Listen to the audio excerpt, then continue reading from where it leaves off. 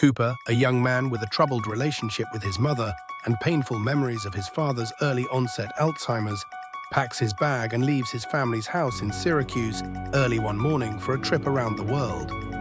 He declines a call from his mother, indicating the strained relationship.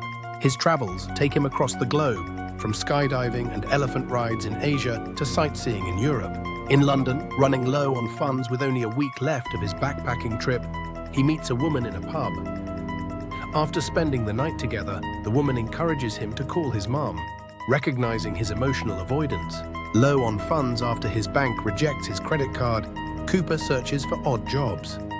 The London woman finds an intriguing listing for thrill seekers wanted, which leads him to a job opportunity related to a gaming company run by Sho Saito, a name familiar to Cooper through a friend. He decides to pursue this opportunity despite his financial worries and lingering family issues. Cooper asks where the place is and sees a mansion. Cooper, eager to start, arrives late at Saito Gameu and insists on being called by his first name. Katia leads him and Soji through the company's cavernous workspace to begin testing augmented reality horror experiences. Sonia texts Cooper about potential medical implications as he prepares for a procedure related to the testing. After signing an NDA and undergoing a brief medical procedure, Cooper participates in an augmented reality demo with Sonia, gleefully whacking a gopher that appears in the virtual environment. Impressed, Cooper agrees to a more immersive and lucrative experience, the Harlech Shadow House. Katia informs Cooper that nothing he sees can physically harm him. It's all audio-visual, like the gopher game. She and Soji warn him against bringing personal items into the house and equip him with an earpiece for communication. Cooper's safe word is stop. Cooper enters the Harlech Shadow House alone, while Katia, Soji, and Saito monitor him from a separate room. Exploring the house, Cooper finds a bottle of non-alcoholic wine and comments on a painting of the house, while Katia observes his analysis. Frustrated by the lack of his cell phone, Cooper settles into a chair and complains about being disconnected. Confined to the red armchair and warned by Katia about mental tricks, Cooper is startled by a spider, which he stomps, though he oddly laments its resilience. He then hallucinates a figure in a painting above the fireplace, which Katia dismisses as leaky pipes that Cooper can hear. A phantom figure in a hat appears in the stairwell, causing Cooper to fall and cry out in pain.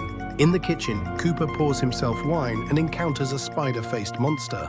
He fights the monster until Sonia appears and, in a shocking turn, stabs him in the chest with a shard from a broken glass bottle. Cooper dies, and the surveillance feed cuts out, leaving Katia unable to contact him. Cooper wakes up disoriented in a dark room within the Harlech Shadow House simulation. Katia directs him to an access point downstairs, but Cooper reluctantly complies, complaining about the stairs. He's led to a room that he fears might contain a horrific vision of his mother. Despite Katia's insistence that his mother isn't there, he hesitates, remembering his mother swinging.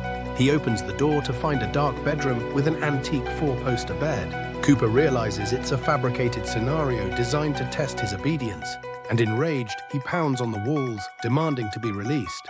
Katia begins probing him, asking for details about his mother, his upbringing, and his favorite band, revealing that the simulation is overriding his real memories. She then demands to know the name of the girl who stabbed him. Cooper yells at them to get out of his head and smashes a mirror. Guards tackle him, and as he struggles, Katia orders the experiment to be cut off.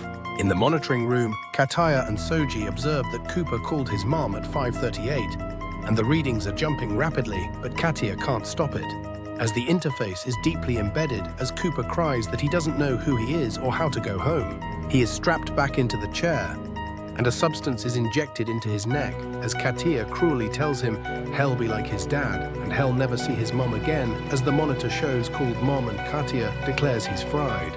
An SUV leaves the mansion as Cooper inexplicably finds himself back at his home and sees his mom. He urges her to call another man named Cooper to confirm his safety, appearing distraught. The final scene reveals this was another simulation, as Cooper is still strapped into the experimental chair as the experiment failed, and Katia and Soji are observing the now deceased Cooper in the testing chair.